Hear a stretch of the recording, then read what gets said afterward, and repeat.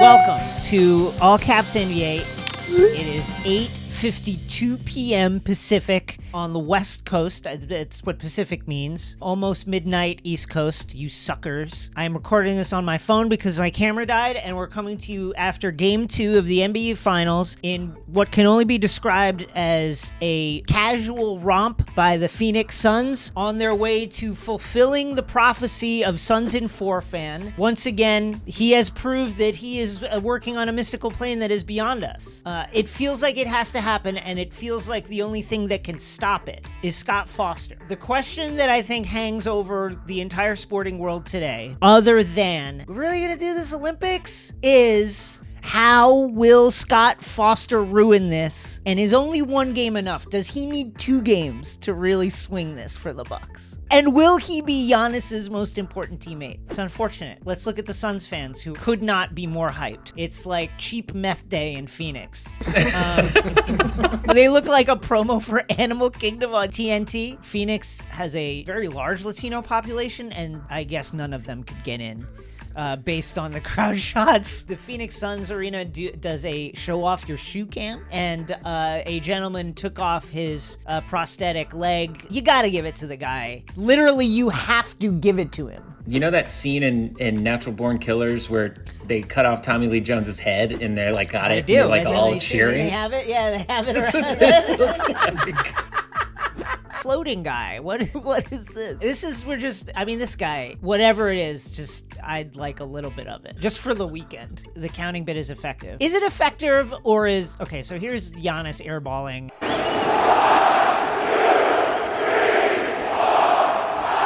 I'm 100% sure if you put the Mississippi in there, you get at least one 10-second violation. But I'll say this, I think Giannis really has it timed out. Like, he's got it timed out. Don't you want it to be off a little bit? Like, don't you want to get it in his head that, like, it could be off? Zach Harper on Twitter says that they should count as fast as possible and see how high they could go, and I think that would be really funny.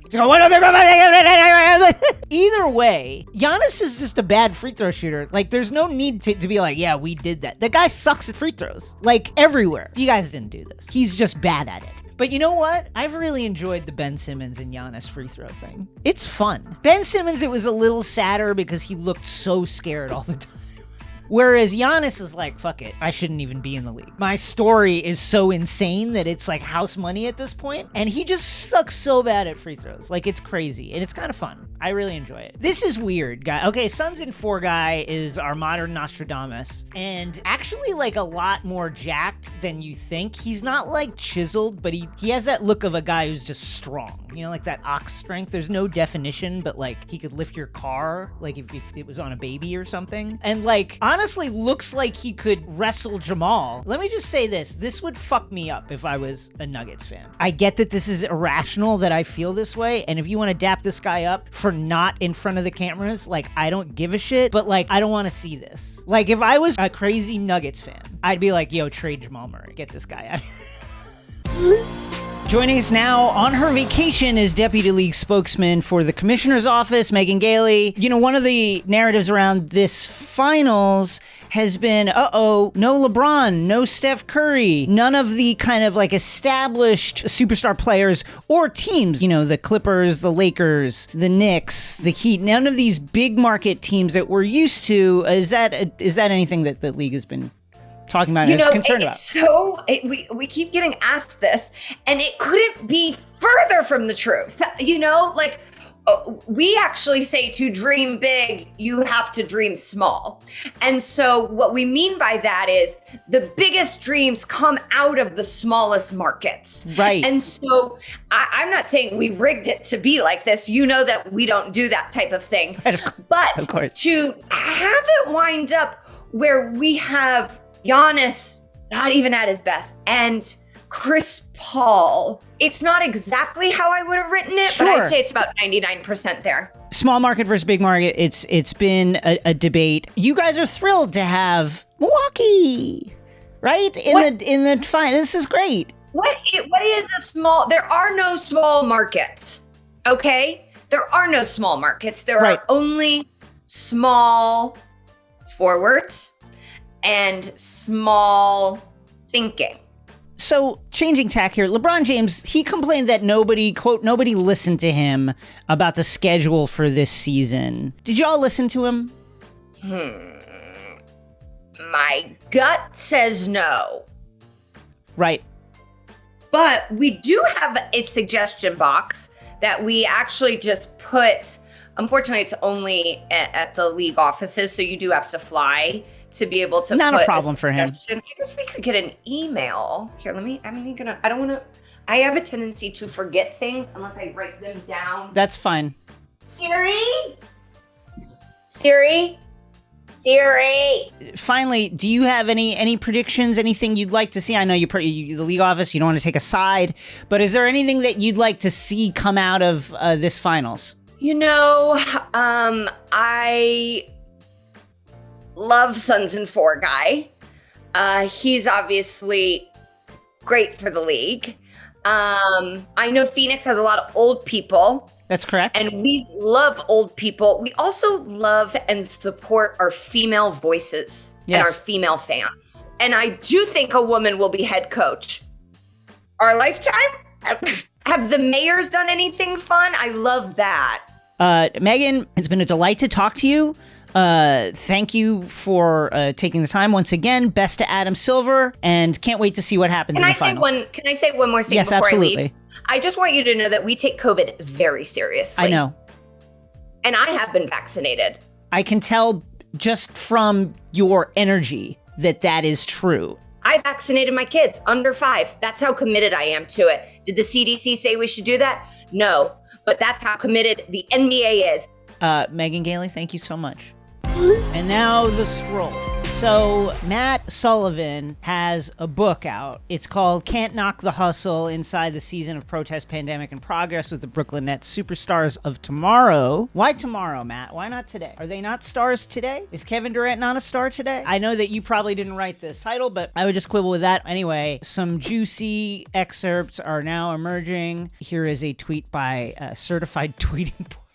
This is someone reviewing Matt's book and blurbing it on the internet. Blah, blah, blah. Back when KD was on Golden State, Steve Kerr took KD out for a drink when he was sick of KD being on his burners and checking his DMs all the time. He said, "You know what I respect about LeBron? I respect the fact that when he got to Miami and he got sick of the narrative, sick of the haters, all the talk, you know what he did? He cheated on his wife, very quietly." Did that very quietly with a lot of women, and that helped with the anxiety and with the nervousness. Just relieve the pressure. Have you tried that? No, that's not what Steve Kerr said. He said, you know what he did? LeBron just said fuck it and was great. Same with Michael, same with Kobe, same with all the greats. They all had to say fuck it, and then they were all on the next level. So you know what you gotta do? You just gotta say fuck it like LeBron did. KD then responds to the person who is quote tweeting this excerpt. I don't see the problem with me interacting with basketball fans. I should be encouraged. I love the idea of Kevin Durant. He's gonna do it his way, and why shouldn't he? I'll just also say that I think that the one way that you're not going to reach Kevin Durant is being like, you know what Michael Jordan did? I don't know. What, Steve, punch you in the face, Steve? Like, what did he do? I love it. I love what KD is doing. I love that he's doing it on his own terms. He is saying fuck it because his own coach is like, you should stop doing this. And he's like, fuck it. No. Luka Dončić J. Luka Dončić would like help. He would like a bona fide secondary superstar. He would like some more competent two-way players around him. It would be great to beef up the bench. And I know that Luka wants that, but like, what about a day instead? July 6, 2021 will officially be declared Luka Dončić Day in Dallas after a resolution passes this morning. Texas is a great state. In terms of governmentally, it's an absolute fucking Mad Max wasteland. Nothing works properly. The electrical system is run by like a collection of warlords. You can buy any gun you want at any fucking time. Everything else is like retrograde and locked in various levels of bureaucratic gridlock, but we can push through Luka Dončić Day like in an afternoon. But I think that's a win. I love it. One thing that I think we've learned from Kevin Durant's induction into the Oklahoma City Hall of Fame, Sports Hall of Fame around the time that his free agency was looming was that days, inductions into Hall of Fames, random shit like this, it's never a good sign. This is like, oh fuck, we gotta do some shit. Who do you know that's a judge? All right, birthday stats. Here is Tim Reynolds. This is from July 6th, aka Luka Dončić Day. And NBA first tonight, Jay Crowder will become the first player to play in a Game 1 of an NBA Finals on his birthday. That is also Luka Dončić Day. Others have come close. Like they were shooting for it. Hold on, look at Tim Reynolds in the mentions, like arguing with this guy. This guy says this is so oddly specific. I'm sorry, let me do this version for you. Tonight will be about the 9,000th time that a guy plays a finals game in the same year that he has a birthday. In the same year? Kind of a weird way to be like, happy birthday, Jay Crowder. Also, like, this was supposed to be a festive, celebratory event, Tim Reynolds. It was Luka Dončić Day in addition to Jay Crowder's birthday, in addition to Game 1 of the Finals. You need to be like that salty. I love it. Daryl Morey bought a Top Shot. Here, okay. Listen, Daryl Morey is one of the smartest guys out here. Do we assume that the Sixers would be looking to move Ben Simmons because they've just come to a natural ending point in their relationship? The fan base literally was trying to fight him outside of the arena. In addition to Joel Embiid, who was the MVP for most of the season, he's got a history of injuries, and you need to pair him with a superstar right quick. Daryl Morey understands this. We understand that the Sixers would be probably looking to move Ben Simmons, but if they say that, Ben Simmons' his market will tank. What's a super easy way to just be like, I believe in Ben Simmons? Literally buy his fucking Top Shot. Buy his card. This is so easy to do. And I love the fact that we have to report on it. Like, this is a man that has hacked the Takeapede. Again, he understands, like, what to do. And when they trade this person, when they trade Ben Simmons, none of this will be recalled. They won't remember. We've seen guys get extended and then immediately traded. Do we think Ben Simmons saw this and was like, maybe they won't? Yeah, I think Ben Simmons absolutely feels so relaxed now. He's like, his agent is like, hey, so just say it. No, don't worry about it. Daryl just bought my Top Shot. We're in. Whatever they're saying, it's smoke because he just bought the Top Shot. I love it. I love money laundering. I love Top Shot. I love Daryl Morey. I love his beard. I love talking about Ben Simmons. It's great. Jason, have you heard the good news? He has risen. Steve Javie, the 25-year veteran referee for the U.S. National Basketball Association, a gospel witness in the field. Every play being so much movement and so, you had to make split-second decisions all the time. And I could not have done it without Jesus. Watch his story of dedicating his life to witness the real star of his life from the pulpit. Jesus was the star of my world because he's the one that gave me the ability to perform as I could perform night in and night out. Shalom World's original program, Star of the World, December 23rd at 9:30 p.m. Merry Christmas and a Happy New Year to everybody. So this is a promo for a documentary about Steve Javie that aired on Shalom World 2 years ago. It has 311 views, and I would just like to ask the All Caps audience, let's get this up. Let's just pick a number. Let's get this up to 316. I love that I would not have been able to call to just see people running without Christ. One thing that Jesus is doing is keeping very, very, very, very close track of my refereeing career. I know there's a lot of things going on in the world, some very serious things, but when I need a review, I can always go upstairs, not to Secaucus, not to the league headquarters, but to Jesus Christ. Fantastic. Let's just get these views up. Andre Drummond is fucking ready. You know how you know he's ready? He's on Instagram just in a t-shirt. He might be in the gym. There's nothing else to say. We're assuming he is because it appears that he's sweat and he's just staring. Where is he looking? He's looking into the future. And that's a future where he is fucking dominating. Here's the quote. Don't judge me until you know me. Don't underestimate me until you challenge me. And don't talk about me until you've talked to me. We're breaking that rule right now. Okay, Maurice Ochol in the comments says, I wish you could only dominate the paint like Lopez and Ayton. Shouts to my guy Brook Lopez. What a come up for him. Throwing his name out there like he's fucking Moses Malone. Why can't you dominate like Brook Lopez is a wild sentence.